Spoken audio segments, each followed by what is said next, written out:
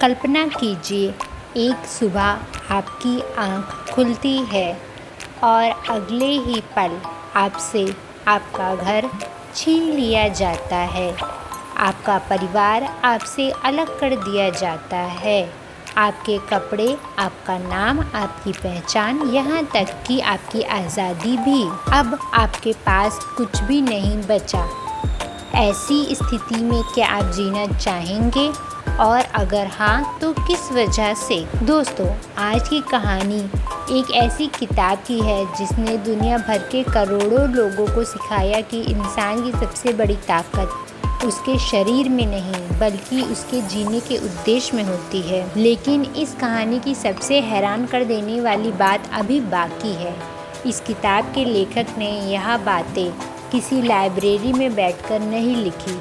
उन्होंने इन्हें अपनी ज़िंदगी के सबसे भयानक दिनों में जिया था, और जो उन्होंने वहाँ देखा वह आपकी ज़िंदगी को देखने का नज़रिया हमेशा के लिए बदल सकता है। विक्टर फ्रैंकल ऑस्ट्रिया के एक प्रसिद्ध मनोचिकित्सक थे। उन्हें इंसानी दिमाग और व्यवहार को समझने में गहरी रुचि थी। लेकिन फिर शुरू हुआ दूसरा विश्व युद्ध। नाज़ी शासन ने लाखों निर्दोषों को पकड़कर कंसंट्रेशन कैंपों में भेजना शुरू कर दिया। फ्रैंकल भी उनमें से एक थे। जब उन्हें ट्रेन में बैठाकर कैंप ले जाया गया, तब शायद उन्हें भी नहीं पता था कि उनकी ज़िंदगी हमेशा के लिए बदलने वाली है। उनके पास एक किताब का मसौदा था जिस पर वे कई वर्षों से काम कर रहे थे, लेकिन कैंप पहुंचते ही वह भी उनसे छीन लिया गया। कुछ ही मिनटों में उनका सपना ख़त्म हो गया। लेकिन सोचिए, अगर आपका सबसे बड़ा सपना आपकी आंखों के सामने टूट जाए, तो क्या आप दोबारा खड़े हो पाएंगे? यहीं से शुरू होती है इस किताब की सबसे महत्वपूर्ण सीख। कैंप पहुंचते ही कैदियों से उनके कपड़े छीन लिए जाते थे, उनके बाल काट दिए जाते थे, उनका नाम भी ख़त्म कर दिया जाता था। अब वे सिर्फ एक नंबर बन चुके थे। चारों ओर भूख, ठंड, बीमारियां और हर पल मौत का डर। हर सुबह यह नहीं पता होता था कि शाम तक जिंदा रहेंगे या नहीं। ऐसी जगह पर उम्मीद रखना लगभग नामुमकिन था, लेकिन फिर भी कुछ लोग हार नहीं मानते थे।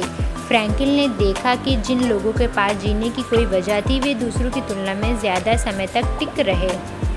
अब सवाल यह है, जब खाने को कुछ नहीं, सोने की जगह नहीं और हर दिन मौत सामने खड़ी हो, तो आखिर इंसान को ज़िंदा रखने वाली ताकत क्या होती है? इसका जवाब आपको हैरान कर देगा।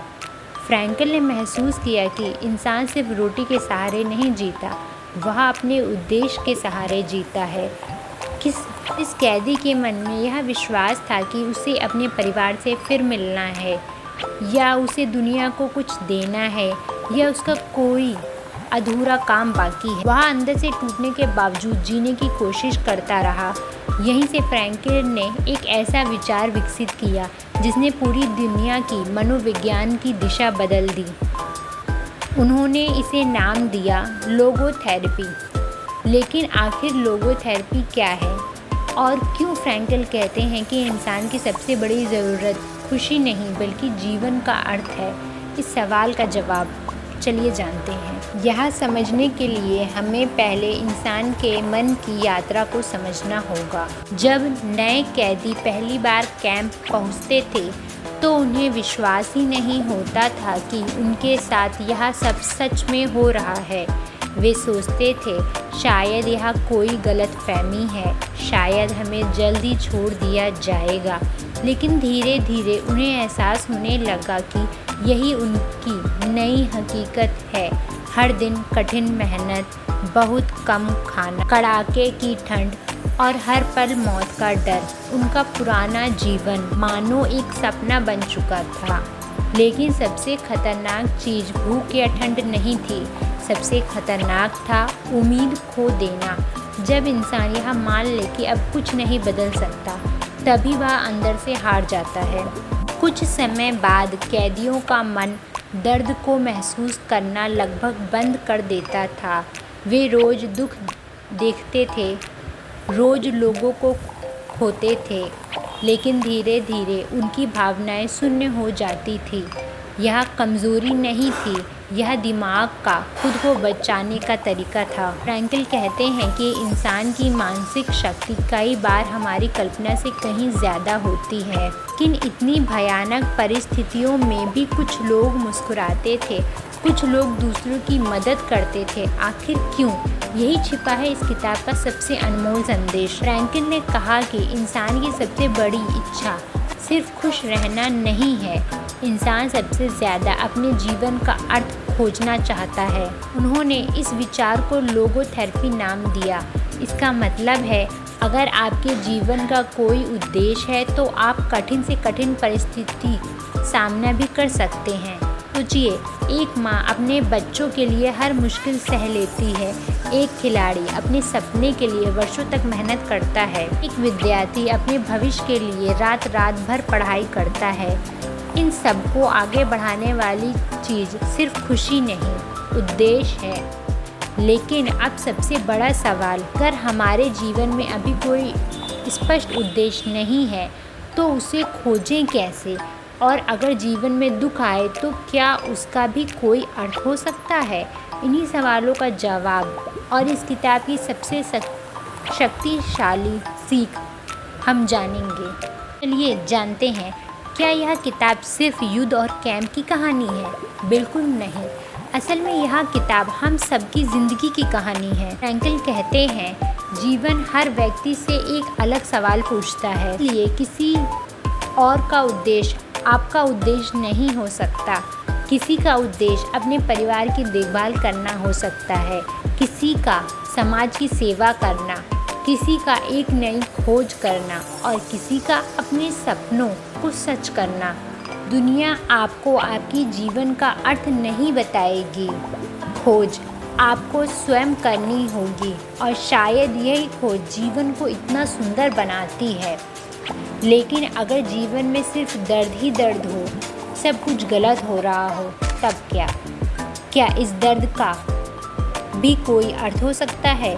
फ्रैंकल का जवाब सुनकर शायद आपकी सोच बदल जाए। फ्रैंकल कहते हैं, हम हमेशा अपने दुख को रोक नहीं सकते, लेकिन हम यह तय कर सकते हैं कि उस दुख का सामना कैसे करेंगे।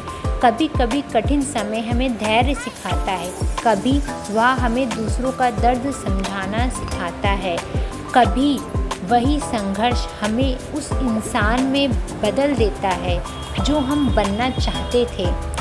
इसका मतलब यह नहीं कि दुख अच्छा होता है, बल्कि यह कि अगर दुख आ ही जाए तो उससे सीख लेकर आगे बढ़ा जा सकता है। अब आइए इस पूरी किताब की 5 सबसे बड़ी सीख सिर्फ 1 मिनट में दोहराते हैं। अगर आपने इन्हें अपने जीवन में अपनाया तो यह किताब पढ़ने का असली उद्देश्य पूरा हो जाएगा। पहली सीख, अपने जीवन का उद्देश्य खोजिए। दूसरी सीख, परिस्थितियाँ नहीं, आपकी प्रतिक्रिया आपकी पहचान बनती है। तीसरी सीख, दुख हमेशा बेकार नहीं होता, उससे सीख निकाली जा सकती है। चौथी सीख, प्रेम, रिश्ते और दूसरों के लिए जीना जीवन को गहरा अर्थ देते हैं। पांचवी सीख, हर सुबह खुद से पूछिए, आज मैं अपने जीवन को अर्थपूर्ण बनाने के लिए क्या कर सकता हूँ। छोटे छोटे उत्तर ही धीरे धीरे एक बड़ा और संतुष्ट जीवन बनाते हैं। दोस्तों, विक्टर फ्रैंकल ने एक बार कहा था, जिस इंसान के पास जीने का क्यों होता है वह लगभग हर कैसे को सह सकता है। शायद यही इस पूरी किताब का सबसे बड़ा संदेश है। आज वीडियो समाप्त करने से पहले मैं चाहता हूँ कि आप एक पल रुककर खुद से सिर्फ एक सवाल पूछें, मेरे जीवन का उद्देश्य क्या है? हो सकता है इस सवाल का जवाब आज ना मिले, लेकिन जिस दिन मिल जाए उसी दिन आपकी ज़िंदगी बदलनी शुरू हो जाएगी। अगर आपको यह हिंदी बुक समरी पसंद आई है तो वीडियो को लाइक करें, सब्सक्राइब करें और कमेंट में ज़रूर बताएं आपकी ज़िंदगी को सबसे ज़्यादा अर्थ कौन सी चीज़ देती है। हम फिर मिलेंगे एक और ऐसी किताब के साथ जो सिर्फ़ आपकी सोच नहीं बल्कि आपका जीवन भी बदल सकती है। धन्यवाद।